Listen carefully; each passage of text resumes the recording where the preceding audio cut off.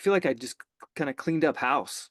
Um, if you go in a room, maybe a teenager's room, it's just shit everywhere and it's kind of chaotic. And that's when I look back at myself, that's what I kind of what I see. And so I've really organized, cleaned, and a lot of physically, I feel way better. I've lost a bunch of weight and just kind of cleaned up emotionally, it feels like, which then manifests itself.